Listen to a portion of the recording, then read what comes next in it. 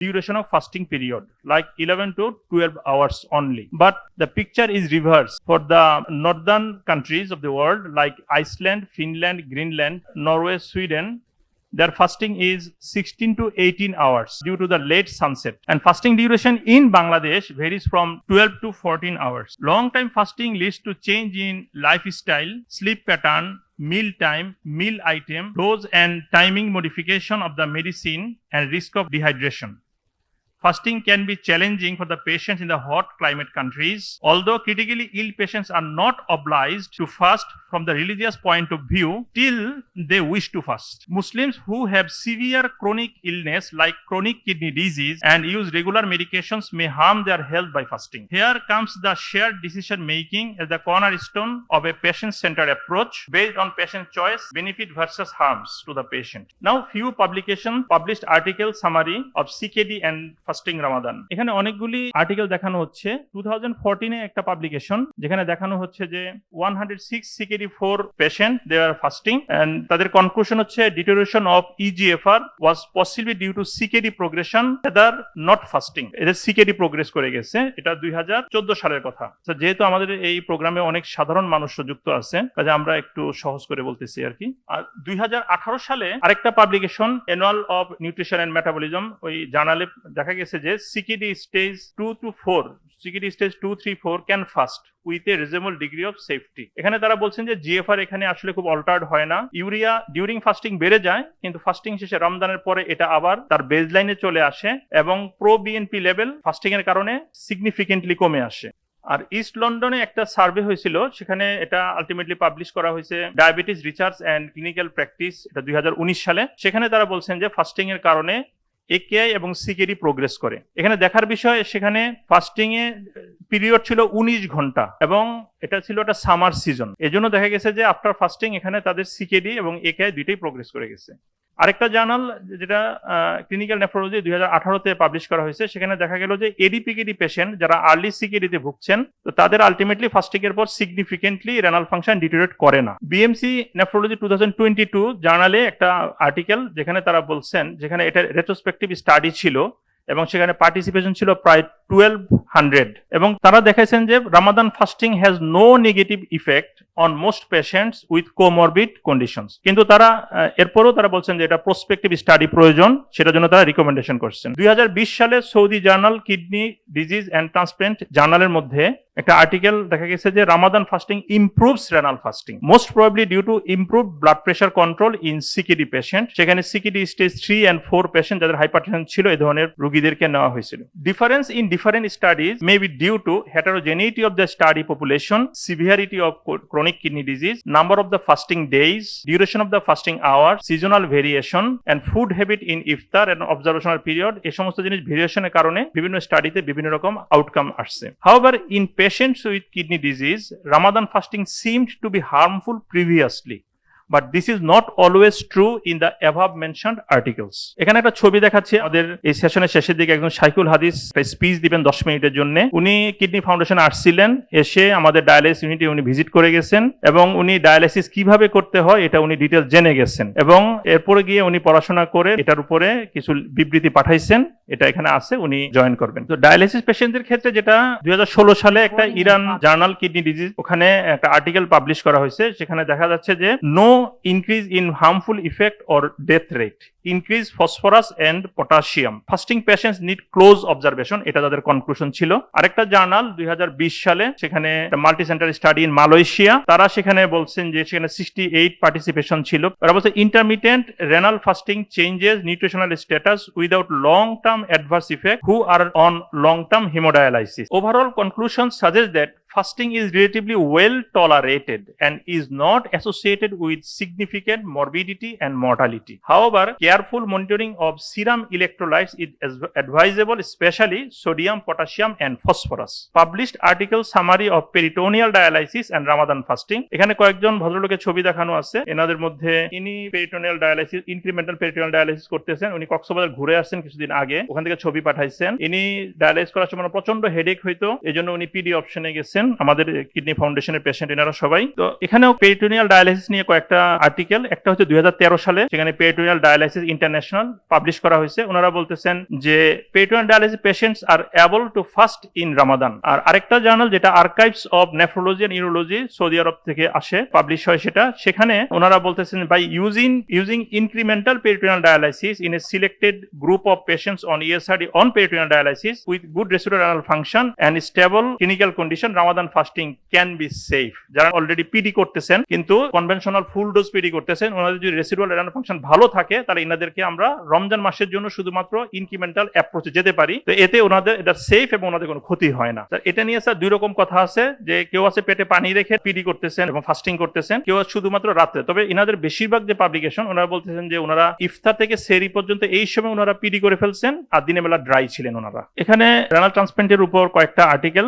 এই ভদ্র মহিলা, উনি হচ্ছেন ওনার ওয়াইফ, উনি ডোনেট করছেন। উনি দুইটা আঙ্গুল দেখাচ্ছেন কারণ উনি দুইটা ট্রান্সপ্লান্টেশন করছেন। আসলে প্রথমবার ওনার মা ওনাকে ডোনেট করছেন, উনি এটা বাইরে করছেন, আর সেকেন্ড টাইম উনি আমাদের কিডনি ফাউন্ডেশনে করছেন, ওনার ওয়াইফ ওনাকে ডোনেট করছেন। After second transplantation she is fine. একটা এয়ার টিকেটিং কোম্পানিতে উনি এখন চাকরি করেন। তো ওখানে কয়েকটা পাবলিকেশন এখানে আছে। একটা নেফ্রোলজি 2024 জার্নালে দেখাচ্ছে 43 পেশেন্টের উপর গবেষণা করা হয়েছে এবং দেখা গেল যে kidney transplant patients are able to fast. আরেকটা জার্নাল যেটা 2015 সালে পাবলিশ করা হয়েছে, ওই আর্টিকেলে দেখানো হচ্ছে যে fasting was well tolerated. Journal transplantation 2018 সালে ওরা বলছে 280 জন ট্রান্সপ্লান্ট পেশেন্টের উপর তারা রিসার্চ করে বলতেছেন যে kidney transplant patients are able to fast. এটা স্যার বলছে যে নট ইমিডিয়েট আফটার ট্রান্সপ্লান্টেশন, আরো পরে। তো some thoughts for kidney patients in Ramadan fasting before Ramadan, CKD, haemodialysis, peritoneal dialysis and kidney transplant patients need evaluation, risk stratification, monitoring and individualized advice about fasting. Stable CKD3 patients can fast. However, they may need to discontinue fasting if their health deteriorates. Furthermore, CKD patients with symptomatic cardiovascular disease should not fast because their kidney function may deteriorate quickly. CKD4-5 patients should not be encouraged for Ramadan fasting due to higher risk of complication. But CKD patients with all stages still wish to fast in Ramadan to fulfill their spiritual needs. They should be encouraged to drink recommended volume of daily fluids during the non-fasting period depending on the fluid status.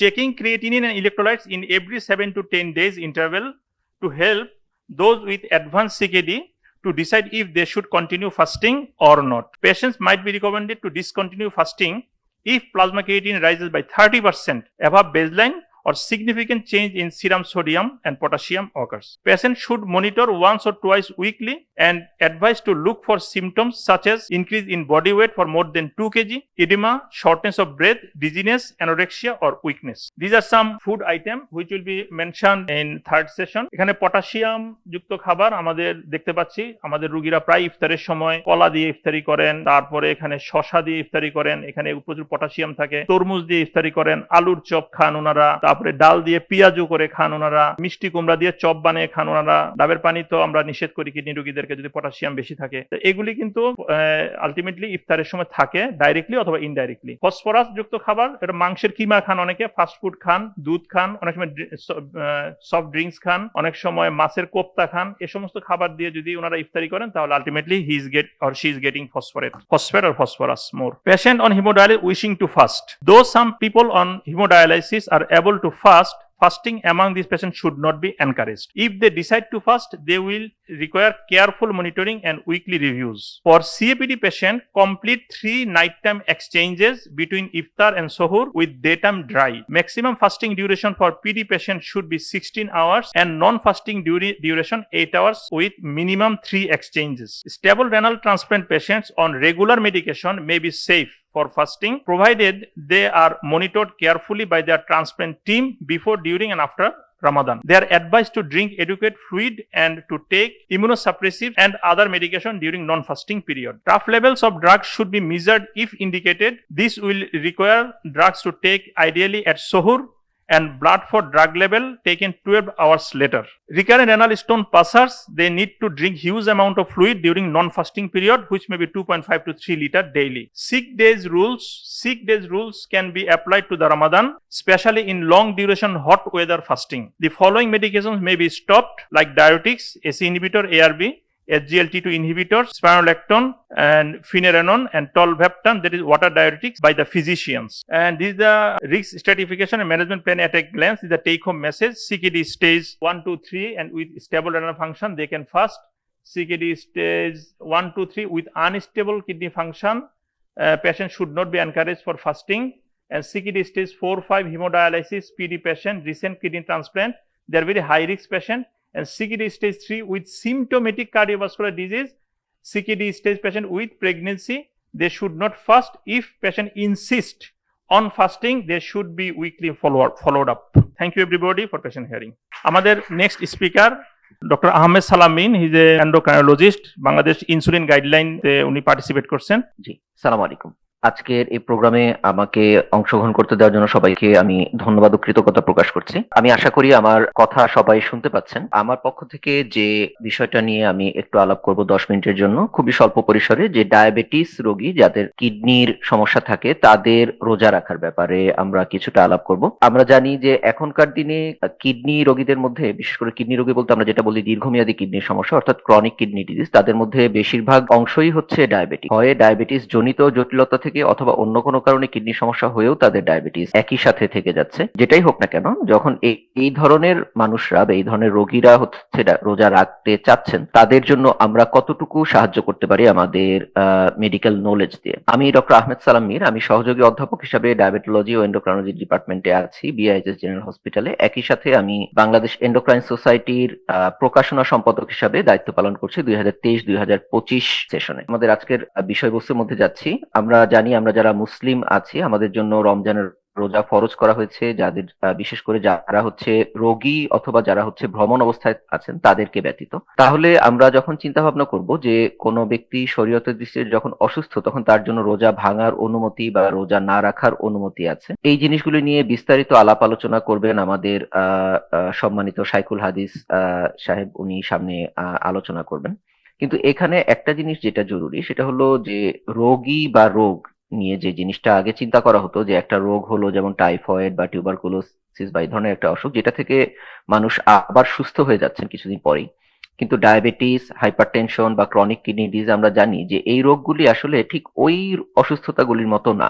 এই অসুস্থতাগুলি হচ্ছে দীর্ঘমেয়াদী বা সারা জীবনব্যাপী অসুস্থতা, এবং এই জিনিসটাকে নিয়েই আমাদের সারা জীবন চলতে হয়, যে কারণে অনেক ক্ষেত্রেই এখন বইপত্রগুলিতে এগুলিকে ডিজিজ হিসেবে না বলে কন্ডিশন হিসাবে বলা হয়।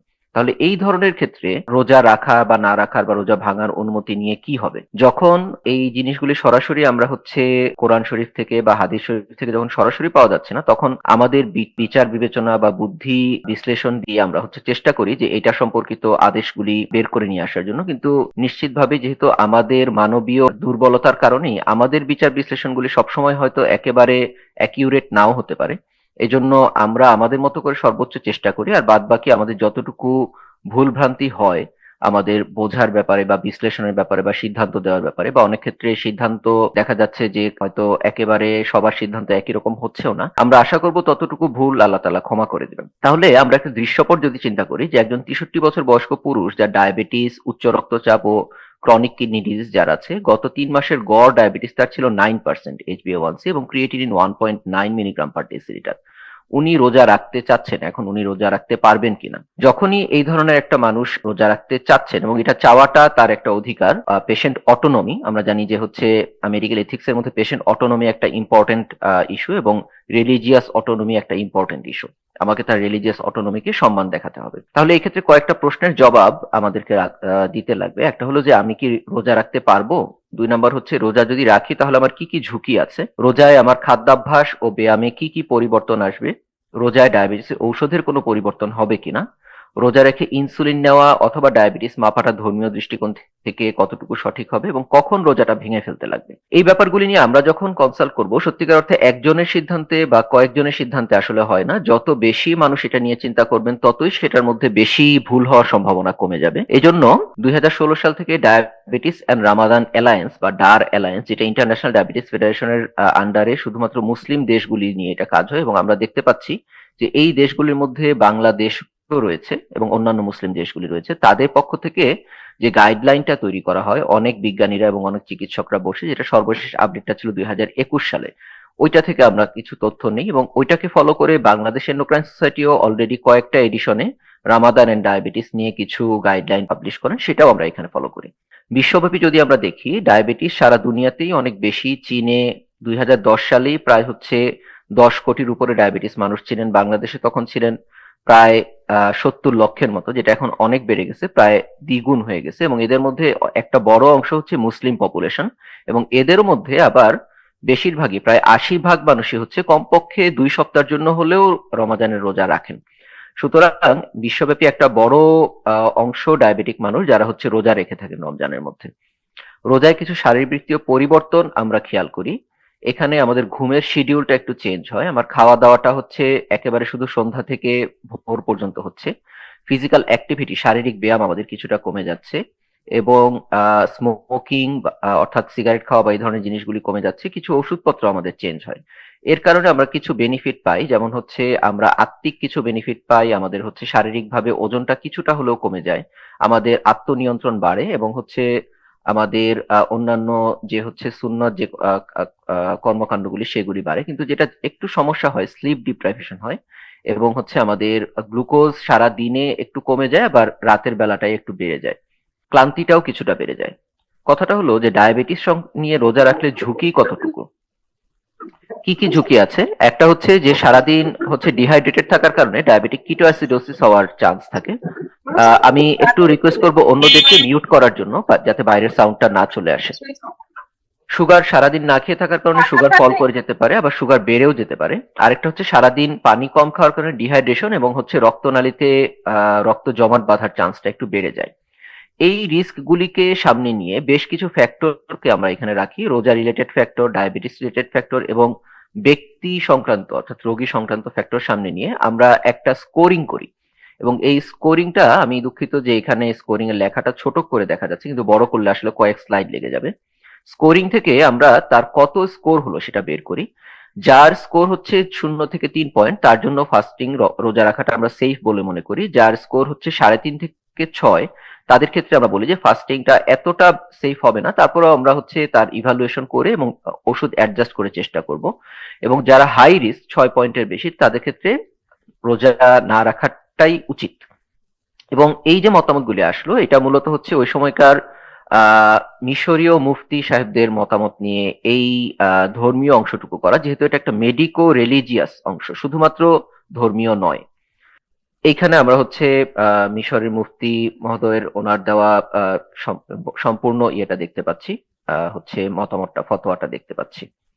সুতরাং একই সাথে আমরা যখন হচ্ছে তাদের কিডনি ডিজিজও থাকবে, তখন তাদের ক্ষেত্রে আমরা তাদেরকে হাই রিস্ক হিসাবে বলবো। তারপরেও যারা হচ্ছে রোজা রাখতে চাইবেন, যে না আমি রোজা রাখতে চাই, অবশ্যই আমি রোজা রাখবো, তাদেরকে আমরা তাদের ডিসিশনটাকে সম্মান করে তাদেরকে আমরা রেগুলার মনিটরিং করব।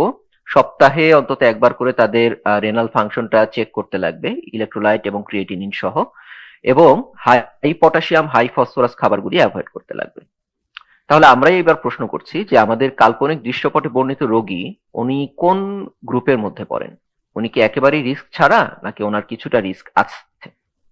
রোজা রাখলে তার কতটুকু ঝুঁকি? খাদ্যাভ্যাস নিয়ে আমরা খুব বেশি বিস্তারিততে যাব না, একটু পরেই আমাদের সম্মানিত ডায়েটিশিয়ান এটা নিয়ে আলাপ করবেন। তবে আমরা কিছু আনহেলদি নিউট্রিশন হ্যাবিট এখানে ইয়ে করি, যেমন হচ্ছে আমরা অতিরিক্ত খাবার খেয়ে ফেলি ইফতারে, আবার আমরা অনেক সময় সেহরিটা একটু আর্লি খেয়ে 1টা-2টার দিকে খেয়ে ফেলি, বা কেউ সেহরি স্কিপ করি, প্রচুর পরিমাণে চিনি খাই, প্রচুর পরিমাণে ভাজা পোড়া খাই, যে কারণে অনেক সময় দেখা যায় রোজার আসল উদ্দেশ্যটাই চলে যাচ্ছে।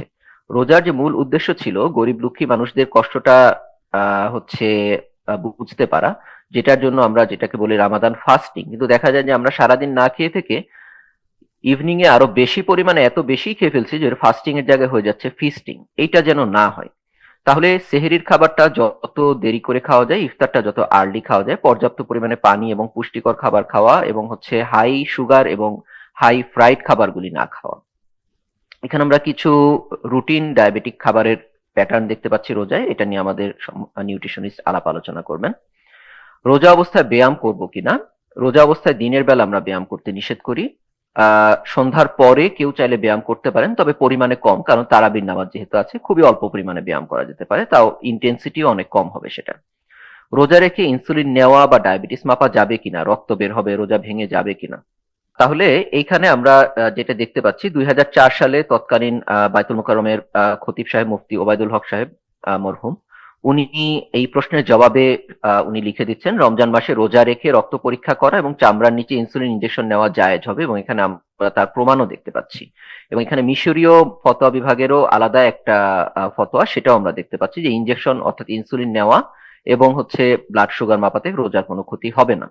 তাহলে কখন আমরা সুগার মাপবো? আইডিয়ালি বেশ কয়েকটা জায়গাতেই সুগার মাপাটা উচিত। সেহরির জাস্ট আগে, সকালবেলা 8টা-9টার দিকে, দিনের মধ্যভাগে অর্থাৎ 12টার দিকে, আবার হচ্ছে মধ্য বিকাল বেলা অর্থাৎ 4টার দিকে, ঠিক ইফতারের আগে, ইফতারের 2 ঘন্টা পর, আর যে কোনো সময় যদি শরীর খারাপ লাগে তখন। এবং এখানে আমরা এটার একটা ছক দেখতে পাচ্ছি, আমরা চাইলে এরকম একটা ছক তৈরি করে সেটার মধ্যে আমরা লিখে রাখতে পারি কখন রোজা ভেঙে ফেলতে হবে। এক হলো রক্তের শর্করার পরিমাণ যদি 3.9 এর নিচে চলে যায়, অথবা যদি 16.6 এর উপরে চলে যায়। তবে 16.6 এর উপরে যদি চলে যায়, সেক্ষেত্রে আমাদের সুযোগ আছে, আমরা চাইলে ইনসুলিন দিয়ে এটাকে কমায় নিতে পারি, যেহেতু ইনসুলিন দিনে রোজা ভাঙবে না। এখানে আমরা দেখতে পাচ্ছি যে সুগার কমে গেলে কি কি সিমটম আসতে পারে: হাত পা কাঁপা, ঘাম হওয়া, বুক ধরফর করা, ক্ষুধা লাগা, হঠাৎ করে মানসিক স্ট্যাটাসটা অন্যরকম হয়ে যাওয়া, মাথা ব্যথা ইত্যাদি। এবং সুগার বেড়ে গেলে পিপাসা পাওয়া, ক্ষুধা লাগা, প্রস্রাব বেশি হওয়া ইত্যাদি ইত্যাদি হতে পারে। রোজায় ডায়াবেটিসের ওষুধের ব্যাপারে আমরা খুব ডিটেইলসে যাচ্ছি না, আমরা শুধু কিছু কথা বলবো। মেটফরমিন জাতীয় যে ওষুধগুলি, এগুলি আমরা সাধারণত ইফতারের সময় বেশিরভাগ দিয়ে সেহরির সময় কম করে দিই। ট্যাবলেট যেমন গ্লিক্লাজাইড বা গ্লিমেপাইরাইড জাতীয় ওষুধগুলো আমরা চেষ্টা করি যতদূর সম্ভব ইফতারই রাখার জন্য, সেহরিতে পারতপক্ষে দিতে চাই না, দিলেও ডোজটা খুব কম করে দিতে চাই।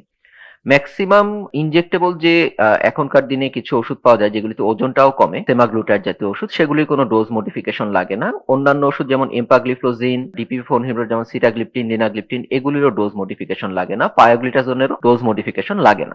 ইনসুলিনের বেলায় আমরা খুব সহজ করে বলি, যেগুলি হচ্ছে আপনার আমাদের কনভেনশনাল যে ইনসুলিনগুলি ছিল 2 বেলা, সেগুলি আমরা হচ্ছে সকালের ডোজটাকে নিয়ে যাই ইফতারে, আর রাতের ডোজটাকে একটু কম করে 25-50% কম করে আমরা সেহরিতে নিয়ে যাই। ঔষধ নিয়ে কিছু প্র্যাকটিক্যাল কথা। এক হলো ইফতারের কতক্ষণ আগে ইনসুলিন নিতে হবে। সব ইনসুলিন তো একরকম না, কিছু ইনসুলিন আছে যেগুলি কনভেনশনাল ইনসুলিন, যেমন মিক্সচার্ড, ম্যাক্সুলিন 3070, হিউমোলিন 3070, এগুলি তো খাবারের আধা ঘন্টা আগে নিতে হয়। কিন্তু ইফতারের সময় আধা ঘন্টা আগে ইনসুলিন নেওয়া যাবে, কিন্তু অনেক সময় যেটা হয় যে আধা ঘন্টা আগে ইনসুলিন নিলে কারো কারো শরীর কাঁপে, ইভেন সুগার ফলও করে যায়। এই জন্য আমরা প্র্যাকটিক্যাল পয়েন্ট থেকে যেটা বলি যে ইফতারের সময় আজানটা দিলে আমরা আগে ইনসুলিনটা নিব, পানিটা খাবো, হালকা করে কিছু খাবার খেয়ে নিব, তারপরে আমরা হচ্ছে মাগরিবের নামাজটা পড়বো, তাতে মোটামুটি 15-20 মিনিট চলে যাবে। এরপরে আমরা বাকি মূল ইফতারটা করব। আর সেহরির সময় তো আধা ঘন্টা আগে নিতেই পারি। আর যেগুলি অ্যানালগ ইনসুলিন, যেমন নোভোমিক্স, হিউমালগ মিক্স, এই ধরনের ইনসুলিনগুলি তো ইনসুলিনটা জাস্ট খাবারের আগেই নিয়ে ফেলা যায়, অর্থাৎ নিয়ে আর দেরি করতে লাগে না, খেয়ে ফেলা যায়। সুতরাং এগুলির ক্ষেত্রে রোজার সময় কোনো কষ্ট হবে না। আরেকটা ব্যাপার হলো প্রথম রোজার রাতে ও শেষ রোজার রাতে ইনসুলিন নিব কিনা, এটা একটা ইম্পর্টেন্ট পয়েন্ট। ধরেন আজকে সন্ধ্যাবেলা রোজার চাঁদ দেখা গেল, এখন আমি তো আজকে সকালবেলা ইনসুলিন নিচ্ছি, আবার রাতের বেলা আমার ইনসুলিন নেওয়ার কথা, আবার আমি তো সেহরি করব, তাহলে সেহরির সময় ইনসুলিন নেওয়ার কথা, তাহলে আমি কোনটা করব? এই ক্ষেত্রে আমরা যেটা করব, আমরা রাতের বেলা ইউজুয়াল ডোজ ইনসুলিনটা নিব না, আমরা সেহরি থেকেই পরের দিন থেকে আবার হচ্ছে ইনসুলিনটা শুরু করব, অর্থাৎ আমার রাতের ডোজটা স্কিপ যাচ্ছে। আবার শেষ রোজার রাতেও তাই, শেষ রোজার রাতে আমরা হচ্ছে ইনসুলিনটা নিব না, আমরা হচ্ছে একেবারে পরের দিন সকাল থেকে আবার ইউজুয়াল প্রি রামাদান ডোজে ইনসুলিনটা শুরু করব। তাহলে আমরা আশা করি আমরা শুরুতে, স্লাইডের শুরুতে যে প্রশ্নগুলি দেখলাম, খুবই অল্প পরিসরে হলেও আমরা অল্প কিছু ধারণা পেলাম সেটা সম্পর্কে। আসলে 10 মিনিটে এটা নিয়ে আলোচনা করাটা খুবই সংক্ষিপ্ত হয়ে যায়। প্রশ্নোত্তর পর্ব আমরা সবার শেষে রেখেছি সবার সুবিধার জন্য। আশা করি আমরা মোটামুটি সময়ের মধ্যে শেষ করতে পেরেছি। সবাইকে ধন্যবাদ জানিয়ে আমি আমার বক্তব্য শেষ করছি। আশা করি আল্লাহ তাআলা আমাদের রমজানের মধ্যে বরকত দিবেন। আসসালামু আলাইকুম। ওয়ালাইকুম সালাম। থ্যাংক ইউ ডক্টর আহমেদ সালাম মীর, তোমার চমৎকার বক্তব্যের জন্য। তোমার বক্তব্য সবসময় ভালো লাগে, আজকেও খুব ভালো লাগছে। এখানে অনেক ডাক্তার এবং অনেক পার্টিসিপেন্ট দেখতে পাচ্ছি। আর আমাদের পরবর্তী ডিসকাশন হচ্ছে ফুড এবং নিউট্রিশন ইন হোলি রমাদান। আমাদের এখানে ইউএসএ সার্টিফাইড রেনাল ডায়েটিশিয়ান আছেন তাজরিন ইউসুফ মল্লিক। উনি আমাদেরকে দেখাবেন যে ডায়াবেটিস এবং সিকেরি পেশেন্ট এনারা রমজানের সময় কিভাবে ইফতার তৈরি করবেন, কি ইফতারি করবেন, কি সেহরি খাবেন এ সংক্রান্ত। ডক্টর ইউসুফ। আসসালামু আলাইকুম সবাইকে, থ্যাংক ইউ ফর কামিং। আমি তাজরিন মাল্লিক, আমি হলো একটা renal dietitian, certified renal dietitian. আমি আজকে কথা বলবো diet planning for CKD patients during fasting. আমরা যখন ডায়েট পয়েন্ট অফ ভিউতে থেকে যখন চিন্তা করি about fasting, first and foremost আমার নিউট্রিশনাল ইয়েটা থেকেও আমরা চিন্তা করি যে আগে আমাদেরকে ডক্টরের পরামর্শ নিতে হবে যে পেশেন্টটা কি রোজা রাখতে পারবে কি না, কারণ তার রেগুলার মনিটরিং দরকার হয়। সো আমাদের নিউট্রিশনাল পয়েন্ট অফ ভিউ থেকে আমরা 5টা জিনিসের চিন্তা ভাবনা করি। একটা হলো হাইড্রেশন, একটা হলো প্রোটিন ইনটেক, একটা হলো ইলেকট্রোলাইট ব্যালেন্স, যেটা স্যার বলেছেন sodium, potassium, phosphorus and uric acid levels.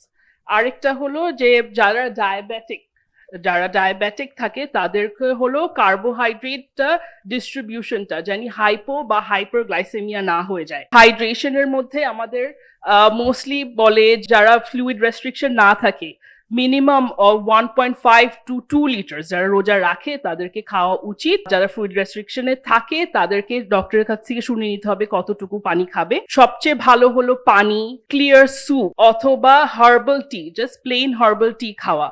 অনেকজন ক্যাফিনেটেড ড্রিঙ্ক খেতে পছন্দ করে, ক্যাফিনেটেড ড্রিঙ্ক চা কফি সবাই পছন্দ করে, কিন্তু ওগুলা ডিহাইড্রেশন বাড়ায়। অনেকে আছে যেরকম ডাবের পানি খায়, তারপরে ইলেকট্রোলাইট ড্রিঙ্ক খায় যেরকম স্যালাইন, তারপরে অনেকে আছে ফ্রুট জুস খেতে পছন্দ করে। এইটা তখনই খেতে পারবেন যখন আপনার ডক্টর বা ডায়েটিশিয়ান বা নিউট্রিশনিস্ট আপনাকে সাজেস্ট করবে, তার আগে এটা না খাওয়াই better. In terms of protein আছে 2 ধরনের, একটা হলো প্লান্ট প্রোটিন, একটা হলো অ্যানিমাল প্রোটিন। আমাদের রিসেন্ট গাইডলাইনে যেটা বলেছে 2024 কেডাইগো গাইডলাইনে বলেছে আমাদের প্লান্ট প্রোটিনের উপরে ফোকাসটা বেশি থাকা উচিত, কিন্তু আমাদের দু রকমের প্রোটিনই থাকতে হবে।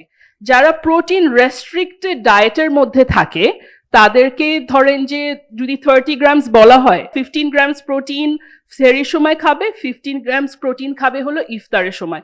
ইকুয়াল ভাবে ভাগ করে নিতে হবে প্রোটিনটা। যেরকম ভাত যদি খায়, ভাতের সাথে একটা ডিম, তার সাথে ভেজিটেবল বা স্যালাড, তার সাথে অল্প পরিমাণে দই বা দুধ খেতে পারে। ইফতারে যেরকম ভাত বা রুটি চাপাতি হতে পারে, তার সাথে 1 টুকরা মাছ বা মাংস অ্যান্ড ওইটার সাথে ভেজিটেবল বা ফ্রুটসও খেতে পারবে। যাদের যারা হাই প্রোটিন ডায়ালিসিস পেশেন্ট তাদের এটা ডাবল হয়ে যাবে, তারা এর থেকে ডাবল খেতে পারবে।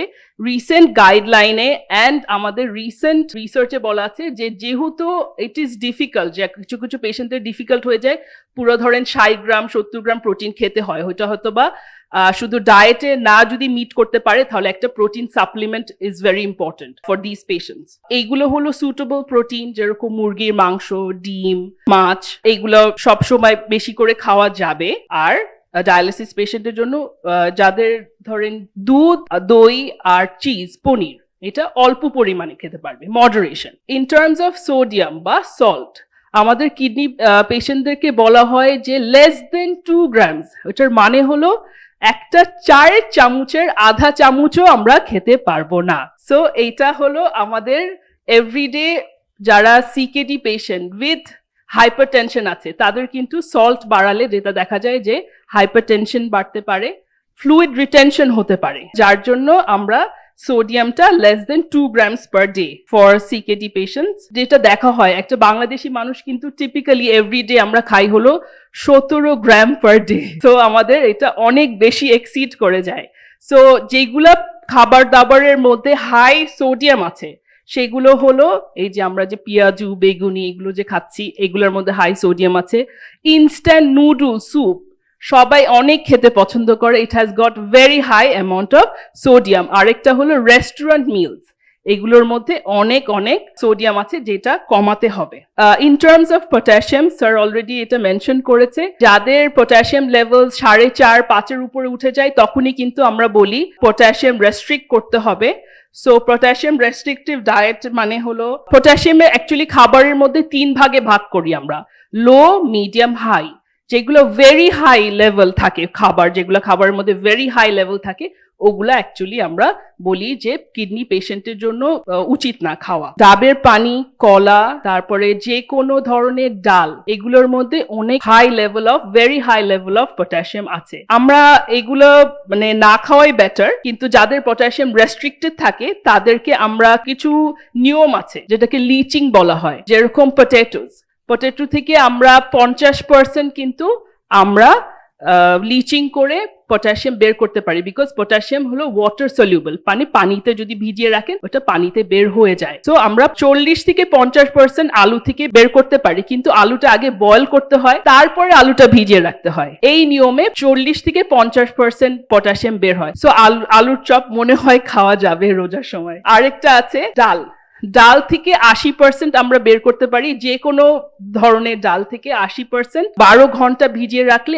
80% পটাশিয়াম বের হয়ে যায়। এটা রিসার্চ মার্টিনেজ 2020-তে এটা রিসার্চে বলেছে। কিন্তু যেই জিনিসটা হলো যে এইটা আবার রান্না করতে হবে। যদি পেঁয়াজুর কথা চিন্তা করে থাকেন, it might not be suitable, because আপনি যখন ভিজিয়ে রাখেন তখন 20 থেকে 30% বের হয়, তারপরে ওইটা পানিতে রান্না করার পরে আরো 80% বের হয়। সো যদি পেঁয়াজুর কথা চিন্তা করেন তাহলে ওইটাতে হবে 30 থেকে 40% কম হবে, কিছুটা খাওয়া যেতে পারে। আরেকটা জিনিস হলো ফসফেট হলো যেটা হাই হতে পারে। আমাদের কিছু কিডনি পেশেন্ট আছে যারা ফসফেট বাইন্ডার্সও খায় ফসফেট রেগুলেট করার জন্য। High amount of phosphate in colas, তারপরে মিট প্রোডাক্টস, আমাদের দেশে অনেক অর্গান মিটস খায় যেরকম লিভার, কিডনি, এগুলার মধ্যেও আছে।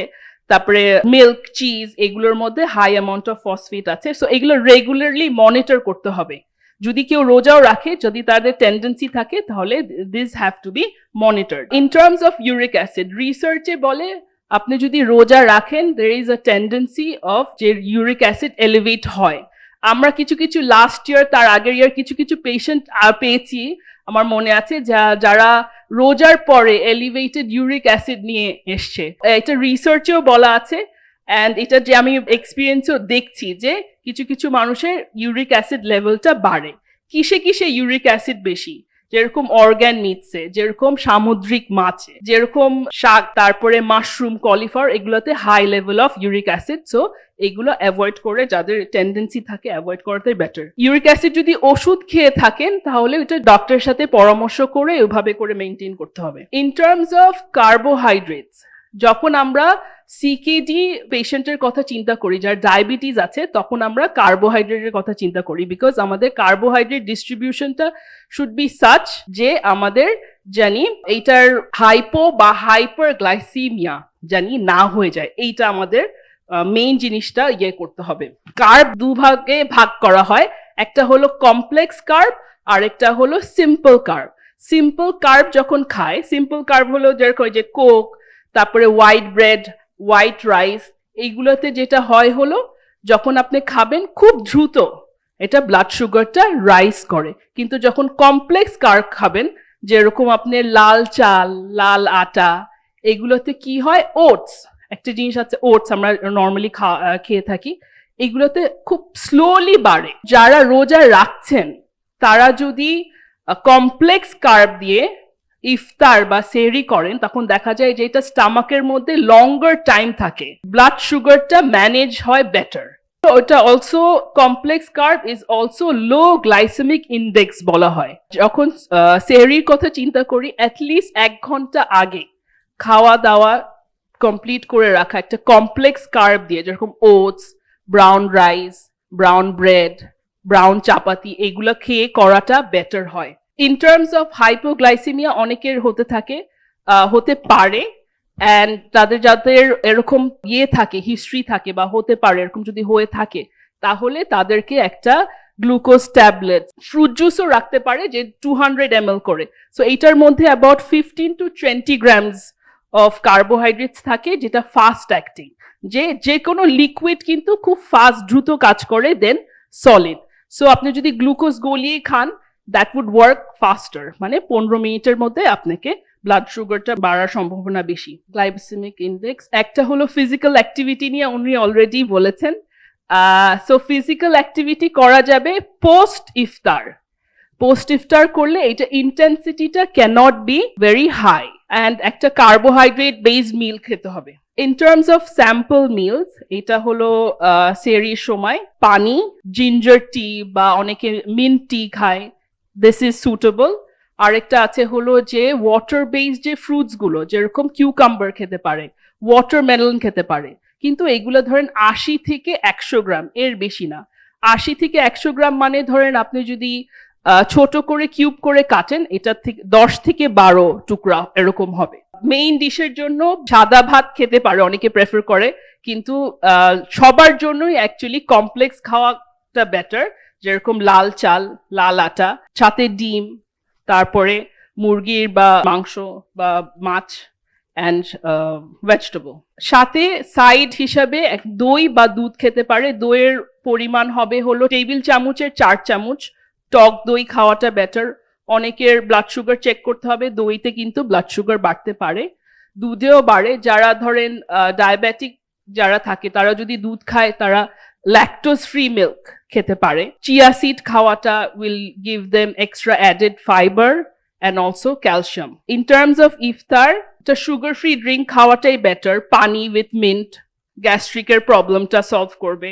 তার সাথে যদি ভুসি বা হাস্ক এটা যদি খাওয়া হয় এটা খুবই ভালো in terms of adding fibre to the diet. খেজুর খেতে পারে। অনেকের কোয়েশ্চেন থাকে আমি কি খেজুর খেতে পারবো, এটা ফার্স্ট কোয়েশ্চেন থাকে। হ্যাঁ, 1 থেকে 2টা খাওয়া যায়। একটা খেজুরের মধ্যে 140 থেকে 160 গ্রাম পটাশিয়াম থাকে, যেটার জন্য আমার খেজুরটা না করা হয়। সো একটা আমাদের সারা দিনের পটাশিয়াম খেতে পারবো হলো আমরা 2000 mg। তো একটা খেজুরের মধ্যে থাকে হলো 140, উইচ ইজ হাই। 1 থেকে 2টা, এর বেশি খাওয়াটা আর ছোট খাওয়াটা বেটার। সাথে ভাত, রুটি, লাল চাল, লাল আটার রুটি এগুলা খেলে বেটার। মুরগির মাংস অ্যান্ড ভেজিটেবল অর স্যালাডও খেতে পারে। ইন টার্মস অফ ফ্রুটে আমরা বলি 80 থেকে 100 গ্রাম খাওয়াটা। সো এইটা আবারও যেটা বলছি যে এইটা হলো মডারেশন খাওয়াটা আমরা ইউজুয়ালি আরো বেশি প্রেফার করি। 100 গ্রাম এটা আমাদের নর্মাল একটা পোর্শন সাইজ কিন্তু 100 গ্রামই। হ্যাঁ, কিন্তু আমরা এটা অনেক বেশি খেয়ে ফেলাই। এখানে সব 100 গ্রামের মতনই আছে। হ্যাঁ, সো 100 গ্রাম হলে যদি আমরা কিউব করে কাটি ওটা 12 থেকে 14 পিস, এর বেশি হয় না। আমরা সবাই রোজার সময় অনেক বেশি ভাজা পোড়া এগুলো খাওয়া পছন্দ করি, এন্ড এগুলো যদি ডায়েটে না থাকে, যেটা যে feast is more important than fast. তো জিলাপি, ছোলা, বেগুনি এগুলো খাওয়া খুবই মজা, কিন্তু এগুলো ডায়েটের বাইরে থাকাটাই বেটার। হ্যাঁ, কিন্তু এগুলো মডারেশন, এগুলো high in saturated fat, high in salt as well. হ্যাঁ, সো এগুলো বাইরে থাকাই বেটার। Thank you. শাইখুল হাদিস উনি পড়াশোনা করছেন ইন্ডিয়ার দেওবন্দ মাদ্রাসায়। 3টা বিষয়ের উপর ওনার উচ্চতর ডিগ্রি নেওয়া আছে, মাস্টার্স করা আছে। একটা হচ্ছে আরবি সাহিত্য, আরেকটা হচ্ছে ফিকিহ, আরেকটা হচ্ছে হাদিস। অত্যন্ত ব্রিলিয়ান্ট লোক। উনি এখন একটা মাদ্রাসায় পরীক্ষা নিচ্ছেন। তো ওর মধ্যে থেকে আমাদের প্রোগ্রামে উনি জয়েন করতেছেন। ওনাকে অসংখ্য ধন্যবাদ এত ব্যস্ততার মধ্যে প্রোগ্রামে জয়েন করার জন্য। হযরত, আপনি শুরু করেন। আসসালামু আলাইকুম ওয়া রাহমাতুল্লাহি ওয়া বারাকাতুহু। আলহামদুলিল্লাহি রাব্বিল আলামিন ওয়াস সালাতু ওয়াস সালামু আলা আশরাফিল আমবিয়া ওয়াল মুরসালিন। আমি শুরুতে আল্লাহ তাআলার প্রশংসা করতেছি, তারপরে আপনাদের কাছে অনেক অনেক কৃতজ্ঞ। আমি এই জগতের যদিও মানুষ নয়, তারপরে আমাকে একটু আপনাদের কথাগুলো শুনতেছিলাম। আলহামদুলিল্লাহ, অনেক দরকারি এবং বলার সুযোগ দিয়েছেন। আজকের আমার শোয়েব নোমানী স্যার বলেছেন আমার ব্যস্ততার কোনো শেষ ছিল না, তারপর একটু সময় আমি বের করে নিয়েছি আলহামদুলিল্লাহ। চিকিৎসার জগতে অনেকগুলো বিষয় বা শরীয়তের দৃষ্টিকোণ থেকে আমি প্রথম ভূমিকা হিসেবে 1 মিনিট একটু কথা বল। আমাদের শরীয়তে যে কোনো মাসাইল 80% মাসালা কোরআন এবং সুন্নাহ থেকে সরাসরি আল্লাহ তাআলা আমাদেরকে দান করেছে। 20% মাসালা আল্লাহ তাআলা উম্মতের মুস্তাহিদ জনগোষ্ঠীর হাতে ছেড়ে দিয়েছেন। আমি উদাহরণ দিয়ে বলবো, একজন রোজাদার ব্যক্তি, তাকে যদি রোজা অবস্থায় কোন তার রোগে কোনো ইনজেকশন দেওয়া হয়, অথবা যদি তার মাংসপেশিতে কোনো ইনজেকশন দেওয়া হয়, রোজা ভাঙবে কি ভাঙবে না? এই জাতীয় শব্দ কোরআন এবং হাদিসের কোথাও নেই, কিন্তু কোরআন এবং হাদিসের রেফারেন্সে পাওয়া যায়। বিশুদ্ধ হাদিসের মধ্যে আসছে, একদা রাসূলুল্লাহ সাল্লাল্লাহু আলাইহি ওয়াসাল্লাম এশার নামাজ পড়তেছিলেন। নামাজরত অবস্থায় একটা বিচ্ছু কামড় দিলেন নবীজিকে। কামড়টা গোটা শরীরের মধ্যে বিষক্রিয়া ছড়িয়ে পড়লো। নবীজি নামাজ শেষ করে বললেন, লাআনাল্লাহুল আকরাবা লাম ইয়াদা নাবিয়ান ওয়ালা মুসাল্লিয়ান ইল্লা আকাহু। হ্যাঁ, আল্লাহ তাআলা অভিশাপ সেই বিচ্ছুকে, সে নবীকেও ছাড়ে না, কোন নামাজিকে একটা কামড় দিয়ে দেয়। তখন নবীজি বললেন, একটু লবণ নিয়ে আসো। নবীজি দোয়া পরে লবণ দ্বারা এই জায়গাতে ঘর্ষণ করলেন, আল্লাহর ইচ্ছা নবীজির ব্যথা কমে গেল। এই যে বিচ্ছু কামড় দিল, গোটা শরীরে ব্যথা ছড়িয়ে পড়লো, এতে নবীজির নামাজ ভাঙ্গে নাই, উযু ভাঙ্গে নাই, নামাজ নবীজি চালিয়ে গিয়েছিলেন। সেখান থেকে শরীয়তের মাসআলা হলো, যদি কারো শরীরের মধ্যে এমন কোন ঔষধ পুশিং করা হয় যেটা রোগের মাধ্যমে গোটা শরীরে চলে যায়, মাংসপেশির মাধ্যমে, তার রোজা ভাঙবে না। এই দৃষ্টিকোণ থেকে তাই রোজা রাখা অবস্থায় ইনজেকশন নেওয়া যাবে, চাই সেটা আপনার রোগের মধ্যে হোক অথবা মাংসপেশিতে। এই বিষয়টা হাদিস শরীফের মধ্যে আসছে, আল্লাহ পাক রব্বুল আলামিন মানুষকে যতগুলো রূপ দিয়েছেন না কেন, প্রতিটি রোগের নির্দিষ্ট প্রতিষেধক আল্লাহ তাআলা দান করেছে। হাদিসের মধ্যে তাও আসছে, এক ব্যক্তি রাসূল সাল্লাল্লাহু আলাইহি সাল্লামকে জিজ্ঞাসা করেছিলেন যে আমরা কি কোনো চিকিৎসা গ্রহণ করব? নবী, হ্যাঁ তুমি চিকিৎসা গ্রহণ করো। হাদিসের মধ্যে তাও আসছে, একজন সাহাবী খুব অসুস্থ ছিলেন, রাসূল সাল্লাল্লাহু আলাইহি সাল্লাম তাকে দেখতে গেলেন, গিয়ে দেখলেন অত্যন্ত খিটখিটে জীর্ণ শীর্ণ হয়ে গেল। তো নবীজি বললেন, তুমি কি আল্লাহর কাছে সুস্থতা কামনা করোনি? তিনি বললেন যে আমি আল্লাহর কাছে বলেছি, আল্লাহ যদি আমাকে আপনি কোনো শাস্তি দেন দুনিয়াতে দিয়ে দেন, পরকালে দিয়েন না। তো নবীজি মানে মহব্বতে ধাক্কা দিয়ে, তুমি বরদাস্ত করতে পারবে, তোমার সেই ক্ষমতা নেই, আল্লাহর কাছে তুমি সুস্থতা কামনা করো। এই জন্য ঔষধ ব্যবহার করা সেটাও সুন্নত। এর পাশাপাশি আল্লাহ তাআলা মানুষদেরকে রোগ ব্যাধি আল্লাহই দিয়েছে, হাদিস শরীফে সেটা আসছে। এখন আমরা মুসলমান জনগোষ্ঠী হিসাবে যারা কিডনি রোগে আক্রান্ত, তারা অনেকে ডায়ালিসিস করে থাকেন রোজা অবস্থায়। অনেকে বলেন আল্লাহ তাআলা কবুল করার মালিক, এখন আমি রোজা রেখে যাব। শরীয়তের কিছু নির্দেশনা আছে কিডনি রোগীদের বিভিন্ন বিষয় সম্পর্কে। শরীয়ত যা বলেছে আমরা তো জানি, প্রসিদ্ধ আজকাল আমাদের দুই ভাবে ডায়ালিসিস হয়। দুই ভাব থেকে প্রথমটা যেটা হয়ে থাকে সেটা যদি আমরা হেমোডায়ালিসিস বলি, সেই ক্ষেত্রেও শরীয়তের মধ্যে আমাদের প্রসিদ্ধ 4টা ফিকহ, হানাফি, শাফি, মালিকি, হাম্বলি, তাদের মধ্যে কিছু ব্যবধান রয়েছে।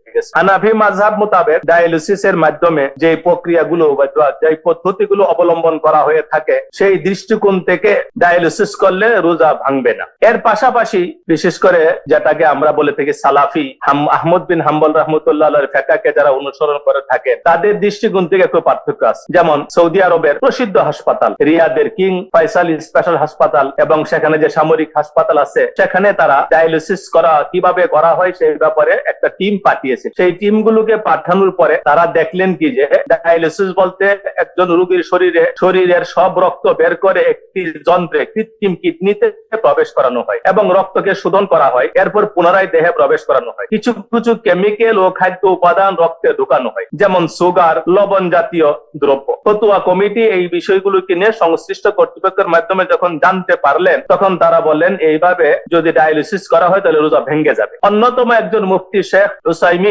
যিনি আরব জাহানের সবচেয়ে বড় মুফতি, ওনাকে জিজ্ঞাসা করা হয়েছিল যে রোজা রাখা অবস্থা ডায়ালিসিসের হুকুম। তো তিনি বললেন যে রোজা রাখার মধ্যে আমি একটু দ্বিধাদ্বন্দ্বের মধ্যে আছি। কখনো কখনো আমি বলে থাকি ডায়ালিসিস সিঙ্গা লাগানোর মতো নয়। সিঙ্গার ক্ষেত্রে শরীর থেকে রক্ত বের করা হয়, যেটাকে আরবিতে হিজামা বলা হয়। শরীরে কোনো রক্ত প্রবেশ করানো হয় না হাদিস অনুযায়ী, যা রোজাকে ভঙ্গ করে। কিন্তু আমরা যারা ফিকহে হানাফিকে অনুসরণ করি, তিরমিজি শরীফের রেফারেন্সের মাধ্যমে সিঙ্গা লাগাইলে রোজা ভাঙবে না, কিন্তু আহমদ বিন হাম্বল রাহমাতুল্লাহ বা সৌদি আনদের প্রতি আমাদের রোজা ভেঙে যাবে। এছাড়াও ডায়ালিসিসের ক্ষেত্রে শরীর থেকে রক্ত বের করে পরিষ্কার করে আবার শরীরে প্রবেশ করানো হয়। তো তিনি বলতেছিলেন, মুফতি সাহেব, আমার আশঙ্কা হয় যে ডায়ালিসিসের মাধ্যমে এমন কিছু খাদ্য উপাদান থেকে যায় যেগুলোর কারণে পানাহারের প্রয়োজন হয় না। ডায়ালিসিসের মাধ্যমে শরীরে এমন কিছু খাদ্য উপাদান থেকে যায় যেগুলোর কারণে পানাহারের প্রয়োজন হয় না। যদি আসলে এমন কিছু উপাদান থেকে থাকে তাহলে ডায়ালিসিস কেন রোজা ভেঙে যাবে। যে ব্যক্তিকে দিনভর ডায়ালিসিস করতে হয় সেই ব্যক্তির হুকুম হবে ওই রোগীর মতো যার সুস্থ হওয়ার কোনো আশঙ্কা নেই। এখন যিনি সুস্থ হওয়ার কোনো আশঙ্কা নেই, তার হুকুমের অর্থ হলো তিনি রোজা না রেখে রোজার বিকল্প ফিদিয়া দিয়ে দিবেন। আল্লাহ পাক রব্বুল আলামিন রোজা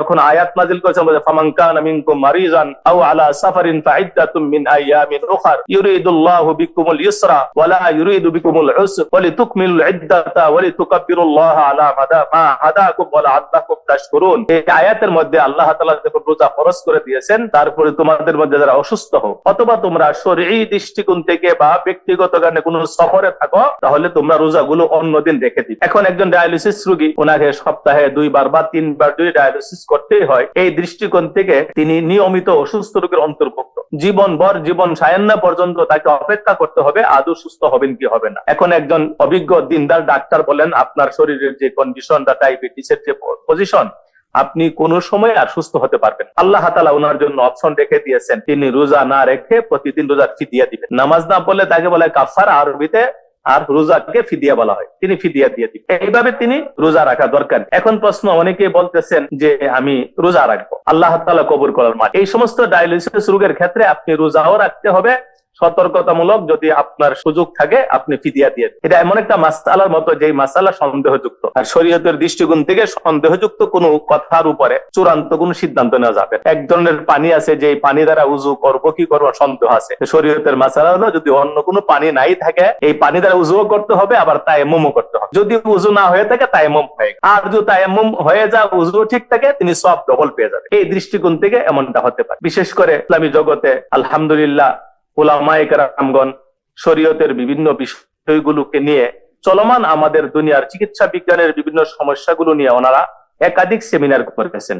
1997 জুন মাসে মরক্কোর একটা সেমিনার হয়েছিল ইসলামের দৃষ্টিতে সাময়িক চিকিৎসার নামে। সেখানে যারা বিভিন্ন বিষয়গুলো নিয়ে আলোচনা করেছিলেন, সেখান থেকে ইসলামী চিন্তাবিদ এবং বিশেষজ্ঞ ডক্টরগণ যে সমস্ত সিদ্ধান্ত দিয়েছিলেন, যেমন সেখানে একটা সিদ্ধান্ত এমন ছিল যে আজকাল রোজা রাখা অবস্থায় বিভিন্ন পরীক্ষা নিরীক্ষা করলে রোজা ভাঙবে কি ভাঙবে না। এই ক্ষেত্রে ওনাদের কয়েকটা সিদ্ধান্ত আমি এখানে নিয়ে আসছি। একটা ছিল রোজা রাখা অবস্থায় চোখ, কান ও নাকের ড্রপ নেওয়া যাবে। 2 নম্বর, হৃদরোগীদের বুকে ব্যথা হলে নাইট্রোগ্লিসারিন স্প্রে বা ট্যাবলেট জিহ্বার নিচে নিতে পারবে। 3 নম্বর ছিল মূত্রথলি পরীক্ষা বা এক্সরে করার জন্য রোগীর প্রস্রাবের ধার নিয়ে ক্যাথেটার অথবা অন্য কোনো যন্ত্র প্রবেশ করে রোজা ভঙ্গ হবে না।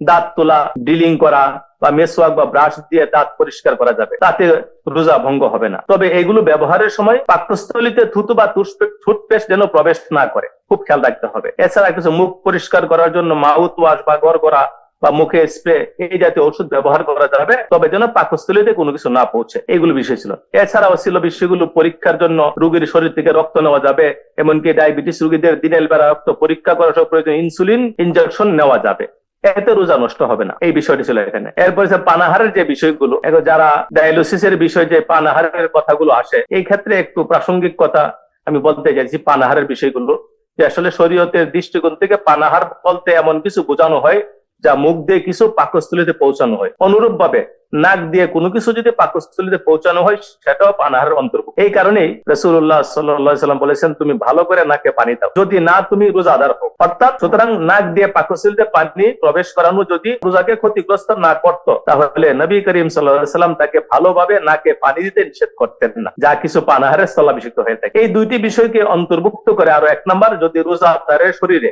রক্ত পুশ করা হয়, যেমন আহত হয়ে রক্তক্ষরণের কারণে কারো শরীরে যদি রক্ত পুশ করা হয়, তাহলে সেই ব্যক্তি রোজা ভেঙে যাবে। যেহেতু পানাহারের উদ্দেশ্য হচ্ছে রক্ত তৈরি, আর রক্ত দিয়েছেন, রক্ত তৈরি হয়ে গেছে। 2 নম্বর, খাদ্যের বিকল্প হিসেবে ইনজেকশন পুশ করা, কারণ এমন ইনজেকশন নিলে পানাহারের প্রয়োজন হয় না, রোজা ভেঙে যাবে। তবে যেসব ইনজেকশন পানাহারের স্থলাভিষিক্ত নয়, বরং চিকিৎসার জন্য দেওয়া হয়, উদাহরণস্বরূপ ইনসুলিন, পেনিসিলিন, কিংবা শরীর চাঙ্গা করার জন্য দেওয়া হয়, কিংবা টিকা হিসেবে দেওয়া হয়, এগুলো রোজা ভাঙবে না। চাই এসব ইনজেকশন মাংসপেশিতে দেওয়া হোক অথবা শিরাতে দেওয়া হোক। এছাড়া আরো ডায়ালিসিস সংক্রান্ত 2-1টা বিষয় আমাদের একটু সংক্ষেপে, যেটা শরীয়তের দৃষ্টিকোণ থেকে আসছে। এখানে ডায়ালিসিসের বিষয়গুলো যেমন আসছে একটা হেমোডায়ালিসিস, সেটা কি রোজার মধ্যে কোনো প্রভাব ফেলবে কি ফেলবে না। মানব দেহের অন্যতম প্রধান কাজটি করে থাকে কিডনি, যে বিষয় বলা হয় বিষ, অন্যান্য তরল পদার্থ, অতিরিক্ত লবণ থেকে শরীরের রক্ত পরিশোধনের কাজটি সে করে থাকে। কিডনির ক্রিয়া অকেজো হয়ে গেলে যদি উপযুক্ত ব্যবস্থা দিয়ে কিডনি দোয়ার ব্যবস্থা না করা হয়, তাহলে তা অত্যন্ত মারাত্মক এবং জীবনের জন্য ঝুঁকি হয়ে দাঁড়ায়। ডায়ালিসিস এর প্রকারের মধ্যে হেমোডায়ালিসিস অন্যতম। এক্ষেত্রে সওমের কোনো প্রভাব আছে কি নাই, এর হুকুম হলো শরীয়তের দৃষ্টি থেকে 2 ভাবে কিডনি ডায়ালিসিস করা হয়। হেমোডায়ালিসিস এই পদ্ধতিতে বিশেষ যন্ত্রের সাহায্যে কিডনি ডায়ালিসিস করা হয়।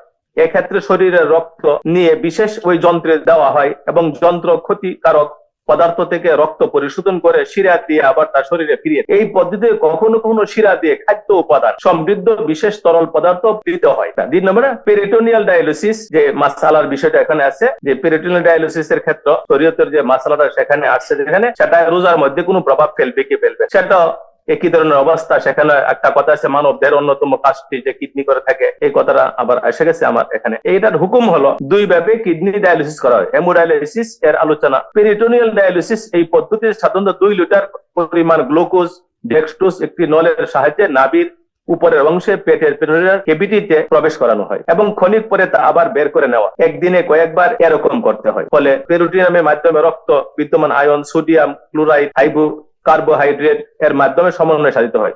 চিকিৎসা বিজ্ঞান এগুলো অনেক প্রমাণ করেছে। এখানেও বিভিন্ন ধরনের বিষয়গুলো সামনে আছে, যেখানে পেটের মধ্যে কোনো কিছু প্রবেশ করার বহু সমূহ সম্ভাবনা আছে। সুগার আকারে হতে পারে, সেটা লবণ হতে পারে, অন্যান্য। এই কারণে সতর্কতামূলক হানাফি মাযহাবের একপর সময়ে যাচাই বাছাই ছিল, শুধু রক্তগুলোকে বের করা হবে, সেখানে বড় ধরনের খাদ্যের কোনো উপাদান দেওয়া হবে না। যেহেতু রিয়াদস্থ হাসপাতাল সহ ইসলামী দেশগুলোতে তারা বিভিন্ন সেমিনারের মাধ্যমে বিভিন্ন হাসপাতালে তাদের মুফতিয়ানদের টিমের মাধ্যমে যাচাই বাছাই করে দেখেছেন এই জাতীয় কিছু খাদ্যের উপাদান সেখানে প্রবেশ করে, এতে করে রোজা ভেঙে যাবে। সতর্কতামূলক কথাটা আমি বলেছি, সতর্কতামূলক রোজাও রাখতে পারবে, ফিদিয়া দিতে পারবে। একান্তই যদি তিনি রোজা রাখতে না চান, শুধু ফিদিয়া দেন, সেটাও আল্লাহ তাআলা কবুল করবে। শরীয়তের এই মাসআলাগুলো যেটাকে আমাদের পরিবারের জন্য, অর্থাৎ অনেকটাই শরীয়তের মূল রেফারেন্স কোরআন এবং সুন্নাহ থেকে রেফারেন্স আকারে সেগুলো বের করে দিয়ে আসা হয়ে থাকে। সর্বোপরি চিকিৎসার জগতের আরো অনেকগুলো বিষয় ইদানিং দুনিয়াতে আসছে। রোজার মধ্যে দুইটা জিনিস হলো মৌলিক ভাবে, শরীর থেকে যাই কিছু বের হবে এতে রোজার কোনো ক্ষতি হবে না, এর একটা মৌলিক কথা। এমন কিছু কথা যেটা শরীরে প্রবেশ করবে, সেটা শরীরের নির্দিষ্ট অঙ্গ, সেটা পায়ে পথে হোক, মুখে হোক, নাকে হোক, প্রবেশ করে রোজা ভেঙে যাবে। অন্য কোনো পথে রোগের মাধ্যমে, মাংসপেশির মাধ্যমে প্রবেশ করলো, সেটা যদি চিকিৎসা জাতীয় কোনো ধরনের হয় এতে রোজার কোনো ক্ষতি হবে না। সেটা যদি পরিপূর্ণ খাদ্যের বিকল্প হয়, সেই ইনজেকশনের মাধ্যমে তার ক্ষুধা লাগবে না, কয়েক ঘন্টার জন্য খাবারের কষ্ট থেকে দূর হয়ে গেল, তাহলে রোজাগুলো ভেঙে যাবে। এছাড়া আলহামদুলিল্লাহ আমাদের দেশে বিভিন্ন সীমাবদ্ধতার কারণে ফিকহি সেমিনার গুলো চালু হচ্ছে। অন্যান্য ওয়ার্ল্ডের মধ্যে ফিকহি সেমিনার হয়, এই ব্যাপারে আরো আলোচনা পর্যালোচনা হয়। আমার বিভিন্ন ব্যস্ততার কারণে, সময়ের স্বল্পতা এবং এই জগতের আমার পদচারণা কম হওয়ার কারণে আমি সংক্ষিপ্ত একটা কথা বললাম। আল্লাহ পাক রব্বুল আলামিন আমাদেরকে সঠিক কথাগুলো বুঝা এবং আমলের তৌফিক দান করুক। আল্লাহর প্রশংসা করে আপনাদেরকে অনেক অনেক আল্লাহ জাযা খায়ের দান। থ্যাংক ইউ মুফতি সাহেব আসসালামু আপনার আলাইকুম। চমৎকার বক্তব্যের জন্য। পরবর্তীতে আমরা কিডনি ট্রান্সপ্লান্টেশন বিষয়ে আপনাকে আবার আমন্ত্রণ জানাবো। তো আজকে আমাদের যে প্রোগ্রাম, আমাদের প্রশ্নোত্তর পর্ব হওয়ার কথা, কিন্তু আসলে আমাদের প্রোগ্রাম লম্বা হয়ে যাওয়ার কারণে আমরা প্রশ্নোত্তর করতে পারছি না। আমাদের চ্যাট বক্সের মধ্যে আপনারা প্রশ্ন দিয়ে দিলে পরবর্তীকালে আমরা সেখান থেকে দেখে দেখে কিডনি ফাউন্ডেশনের পক্ষ থেকে আমরা এই প্রশ্নোত্তরগুলি দেওয়ার চেষ্টা করবো স্যারদের সাথে কথা বলে।